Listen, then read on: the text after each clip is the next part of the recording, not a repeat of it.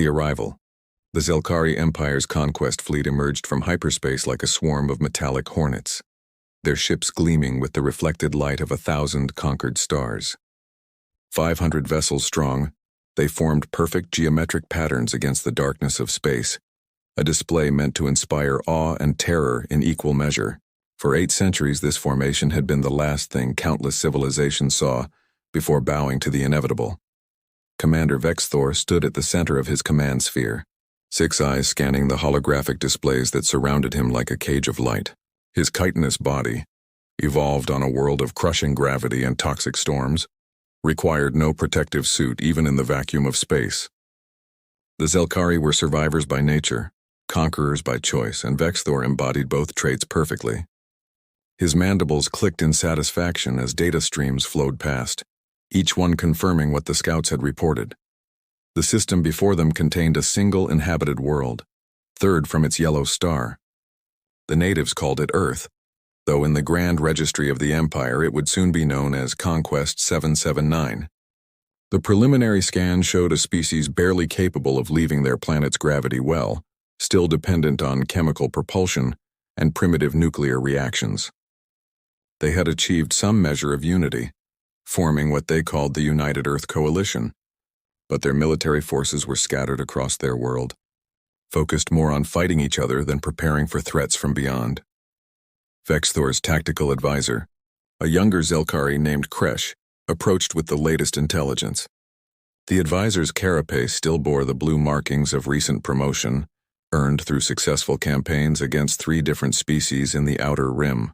Those victories had been swift, decisive, and without significant casualties. This conquest promised to be even simpler. The humans possessed approximately 3,000 vessels capable of spaceflight, though most were civilian transports or mining ships. Their military fleet numbered less than 200, and those were primarily patrol craft designed for system defense against asteroids and pirates. Their weapons were laughably primitive, still relying on explosive propulsion to launch metal projectiles. They had no plasma cannons, no quantum torpedoes, no gravitational manipulation arrays. It would be like crushing insects beneath an armored boot.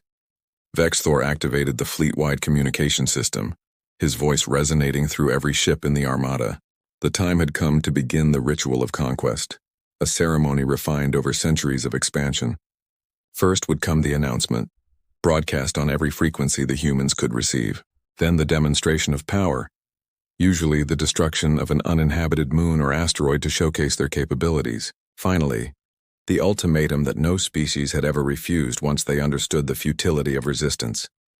The message was transmitted in perfect reproduction of Earth's most common languages, the universal translator having decoded them weeks ago from intercepted communications. The words were simple, direct, and had been spoken to 100 worlds before this one. Surrender, submit, survive. Resist, fight, perish. The Zelkari Empire offers you the honor of joining our great civilization. You have 1 rotation of your planet to respond. What came next surprised even Vexthor's extensive experience. Instead of the usual panic, instead of the frantic diplomatic communications and pleas for mercy, Earth responded with a single ship. Not a diplomatic vessel bearing negotiators or a surrender party, but a warship, 1 lone destroyer barely 300 meters long, accelerating toward the massive alien fleet, with what could only be described as suicidal determination. The ship was ugly by Zelkari standards, all harsh angles and exposed weapon systems. Its hull showed signs of combat damage, hastily repaired patches that spoke of previous battles. This was not a ceremonial vessel or a new construction meant to impress. This was a warrior that had seen actual combat and survived. The name painted on its hull in multiple human languages was Defiant, a word that the translator suggested meant stubborn resistance against authority. A communication channel opened, and a human face appeared on Vexthor's display. The creature had dark skin, scars across one cheek, and eyes that held no fear despite facing odds that should have been terrifying. When he spoke, his voice carried the weight of someone who had made peace with death but had no intention of going quietly. Captain Marcus Rivera, commanding officer of the UEC destroyer Defiant. I'm here to deliver Earth's response to your generous offer. The human paused, and something that might have been a smile crossed his features. We decline. Furthermore, you have entered sovereign human space without authorization. You have threatened our world and our people. This is your only warning. Leave now or face the consequences. The bridge of Vexthor's command ship fell silent. In 8 centuries of conquest, no species had ever responded to the Zelkari fleet with such blatant defiance. A single ship facing 500 delivering threats instead of surrender. It was absurd, incomprehensible, and somehow deeply unsettling. Kresh moved closer to his commander, voice lowered to avoid being overheard by the bridge crew. The human must be insane, he suggested. Perhaps their species is prone to delusions when faced with overwhelming odds. Should we destroy him immediately as an example? Vexthor considered this, but something held him back. There was something about the human's manner, the absolute confidence in his voice despite the impossible situation. It reminded him of something he had read in the archived histories. Warnings from ancient Zelkari philosophers about the danger of underestimating an unknown enemy. Captain Rivera, Vexthor responded, activating his own communication system. You face 500 ships with one. Your weapons cannot penetrate our shields. Your hull cannot withstand our plasma arrays. Surely you understand the mathematics of your situation? The human's expression didn't change, but something shifted in his eyes. Mathematics? Commander, let me tell you about human mathematics. We have a saying on Earth. It's not the size of the dog in the fight, it's the size of the fight in the dog. Before Vexthor could respond, Rivera continued. We've been watching you for weeks. We know about your conquests, your empire, your technology. Impressive stuff, really. But here's what you don't know about us. Humans have been fighting each other for our entire existence. We've turned war into an art form, then a science, then transcended both. We've fought with sticks and stones, with steel and gunpowder, with atoms and antimatter. Every generation we get better at it. The Defiant began to accelerate, its engines burning brighter as it closed the distance to the alien fleet. Sensor readings showed its weapon systems coming online. Primitive railguns and missile tubes that seemed almost quaint compared to Zelkari technology. Yet there was something about the way the ship moved. The precision of its course corrections, the efficiency of its energy distribution, that suggested extensive combat experience. You think numbers matter? Rivera continued, his ship now close enough that Vexthor could see it through the viewport without magnification. You think technology determines the outcome, but you've never faced humans before. You've conquered peaceful species, civilizations that forgot how to fight or never learned in the first place. We're different. War's in our DNA, coded into every cell, every instinct. We don't just prepare for war. We excel at it. Kresh was growing agitated, his 6 arms twitching with barely contained aggression. This was not how conquests were supposed to proceed. The ritual had been broken, the ceremony disrupted. He turned to Vexthor with urgency in his voice. Commander, we should end this farce. One plasma burst would vaporize that primitive vessel and show the humans the futility of resistance. Vexthor raised a claw for silence, still studying the approaching human ship. Something was wrong with this entire scenario. No species was this foolish, this blindly aggressive. Unless they weren't being foolish at all. Unless they knew something the Zelkari didn't. His tactical instincts, honed over centuries of warfare, began sending warnings through his consciousness. Captain Rivera, he said slowly, measuring each word, you speak as if you have advantages we're not aware of. Yet our scans show only primitive technology. What gives you such confidence? The human's smile grew wider, and for the first time Vexthor noticed it never reached his eyes. Those eyes remained cold, calculating like a predator that had already decided its prey's fate. Commander, Rivera replied, you asked about our confidence. Let me answer with another human saying. In war, the enemy only has to be lucky once. We have to be lucky every time. So we stopped relying on luck. The Defiant suddenly changed course, vectoring away from the Zelkari fleet at maximum acceleration. As it did, Rivera spoke again. By the way, you might want to check your long-range sensors. We've been having this conversation for a reason. And it wasn't just to exchange philosophies. The reckoning Vexthor's sensor operator, a Zelkari whose carapace bore the intricate markings of the technical caste, suddenly stiffened at her station. Her 6 eyes widened in what could only be described as shock, mandibles clicking rapidly in the species equivalent of a gasp. Commander, she announced, her voice carrying across the bridge with unusual urgency. Multiple spatial distortions detected. Ships emerging from hyperspace, but the signatures are unlike anything in our database. The main display shifted, showing the space around the Zelkari fleet suddenly filling with new contacts. But these ships hadn't arrived through hyperspace in any way the aliens understood. They seemed to simply appear, as if they had been there all along, hidden by some technology the Zelkari sensors couldn't detect. One moment there was empty space. The next there were human warships, dozens of them, positioned in a perfect sphere around the alien armada. The ships were unlike anything in the Zelkari's extensive database of conquered civilizations. Where most species built vessels that were either purely functional or aesthetically pleasing, the human ships were something else entirely. They were predators made manifest in metal and ceramic, every line and angle designed for one purpose: violence. The largest among them, a behemoth that dwarfed even Vexthor's command ship, bore the name Retribution painted across its hull in letters that seemed to promise exactly what they spelled.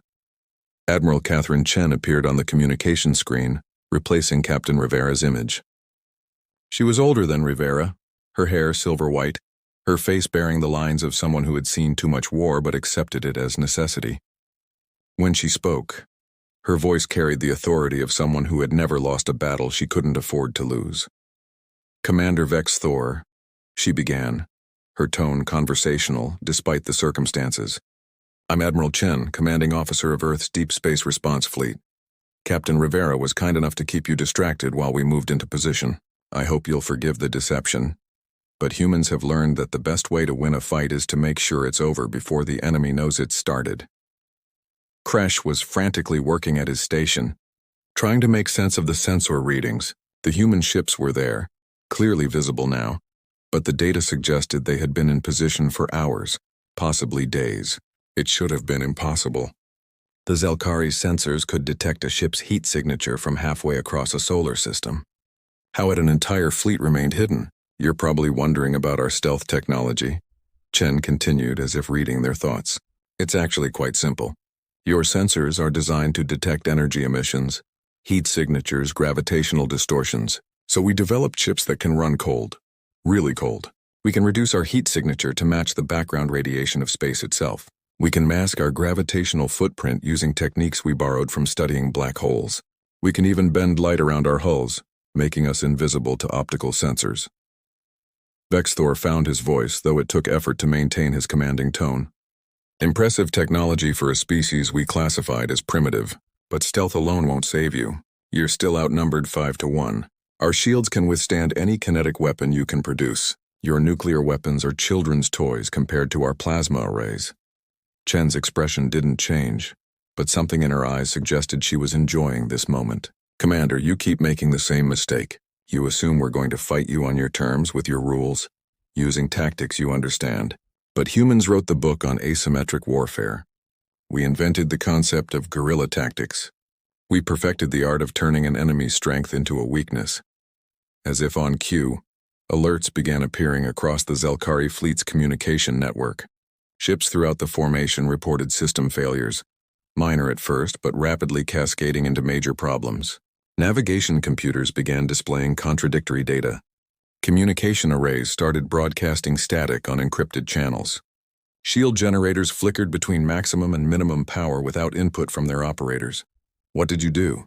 Vexthor demanded, his composed demeanor finally cracking. Chen's smile was answer enough, but she elaborated anyway. "Commander, you broadcast a message to Earth using our own languages. That means you had to decode our communication protocols. But here's the thing about human computer systems. We've been dealing with cyber warfare for centuries. Every piece of code we transmit has hidden layers, dormant programs that look like harmless data until they're activated." The realization struck Vexthor like a physical blow. The humans had hidden viruses in their own language broadcasts, knowing the Zelkari would intercept and decode them. It was brilliant, devious, and utterly unlike any tactic the Empire had encountered before. Most species tried to protect their communications. Humans had turned theirs into weapons, but Chen wasn't finished. "While you're dealing with that, you might want to notice what our ships are doing." The human vessels had begun moving, not in the coordinated formations the Zelkari expected, but in seemingly random patterns. Each ship followed its own trajectory, some accelerating toward the alien fleet, others moving away, some performing maneuvers that seemed to serve no tactical purpose. Kresh was trying to make sense of it, his tactical training useless against such chaos. "They're not following any known combat doctrine," he reported. confusion evident in his voice. Each ship appears to be acting independently. There's no formation, no strategy we can counter. It was true. The Zelkari's tactical computers, designed to predict and counter organized fleet movements, couldn't process the seemingly random behavior of the human ships. That's because we're not following a doctrine, Admiral Chen explained. Each of my captains has complete tactical autonomy. They're not following my orders. They're following their instincts. You see, Commander, humans have a saying, no plan survives contact with the enemy, so we stopped making rigid plans. We gave our people objectives and let them figure out how to achieve them. The first human weapons began to fire, but not in the coordinated volleys the Zelkari expected. Instead, each ship chose its own targets, its own timing, its own weapons. Kinetic rounds, nuclear missiles, and weapons the Zelkari couldn't immediately identify filled space with deadly potential. The alien shields held initially just as Vexthor had predicted, but something was wrong. The human attacks weren't trying to overwhelm the shields through brute force. They were probing, testing, finding resonance frequencies and weak points. One human destroyer fired a series of kinetic rounds that seemed to do nothing, then followed with a nuclear detonation at precisely the moment the shields recycled. The explosion didn't destroy the Zelkari ship, but it damaged external sensors and communication arrays. Another human vessel launched what appeared to be debris, chunks of metal and ceramic that the Zelkari shields ignored as non-threats. But once inside the shield perimeter, the debris revealed itself as mines, attaching to hulls and detonating in sequence. Still not enough to destroy the advanced alien vessels, but enough to cause damage, to create problems, to force the Zelkari to adapt to constantly changing threats. Vexthor watched his perfect formation dissolve into chaos as his captains tried to respond to attacks from every direction, each following a different pattern. The virus in their systems made coordination difficult, forcing them to rely on visual signals and short-range communications. The humans seemed to anticipate every move, exploiting every weakness, turning the Zelkari's numerical advantage into a liability as ships began to interfere with each other's firing solutions. You're not trying to destroy us, he realized, speaking the thought aloud. Chen nodded approvingly. Very good, Commander. We could probably destroy your fleet eventually, but at what cost? How many human ships would we lose? How many lives? No, we're demonstrating something far more important. We're showing you that fighting humans isn't worth it. A new alert appeared on Vexthor's display. The virus in their systems had done more than disrupt operations. It had accessed their navigation databases, their star charts, their records of conquered worlds, and it was transmitting everything back to Earth. Every tactical doctrine, every weakness, every piece of technology the Zelkari had accumulated over 8 centuries of conquest. You're learning from us, Kresh said, his voice filled with disbelief. Even as we fight, you're studying us. Chen's expression grew serious. Commander Vexthor, humanity has survived by being adaptable. We learn from every enemy, adopt every useful technology, improve upon every tactic used against us. If you continue this invasion, win or lose, we'll learn everything about you, and then we'll teach it to every species in the galaxy. The implications were staggering. The humans weren't just defending their world. They were threatening the entire foundation of the Zelkari Empire. If knowledge of their tactics and technology spread to conquered worlds, if species learned how to fight back using human methods, 8 centuries of expansion could unravel in a generation. We've been preparing for this moment since we first detected radio signals from other stars, Chen explained. We knew that someday someone would come, maybe as friends, maybe as conquerors. We hoped for the former but prepared for the latter. Every human alive has been raised knowing this day might come. We're not just soldiers, Commander. We're a species that has been training for this fight for generations. Vexthor felt something he had never experienced in his long career: doubt. The humans hadn't won the battle, not in any traditional sense. His fleet was still intact, still possessed superior firepower, but they had changed the nature of the conflict, turned it from a simple conquest into something far more complex and dangerous. The cost of victory would be higher than any campaign in Zelkari history, and the aftermath might be even worse. As if sensing his thoughts, Chen made an offer. Commander, there is another option. Humanity doesn't seek war, but we excel at it when forced. Your empire could have us as an enemy that will never stop learning, never stop adapting, never stop fighting. Or you could have us as allies, trading partners, fellow explorers of the galaxy. The choice is yours. The bridge fell silent except for the constant alerts of system failures and incoming fire. Vexthor looked at his displays, at his fleet in disarray, at the human ships that danced through space with chaotic precision.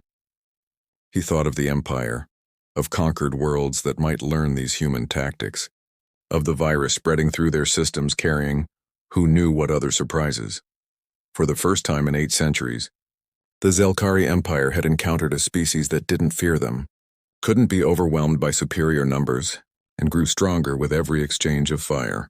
The humans had turned their supposed weakness into strength, their primitive technology into unexpected advantage, their chaotic nature into unpredictable tactics.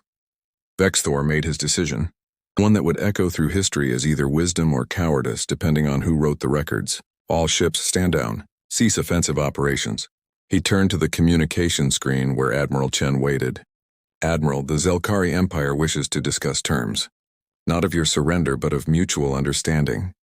Chen's expression softened slightly, though her eyes remained watchful. A wise choice, Commander. We'll transmit coordinates for a neutral meeting point.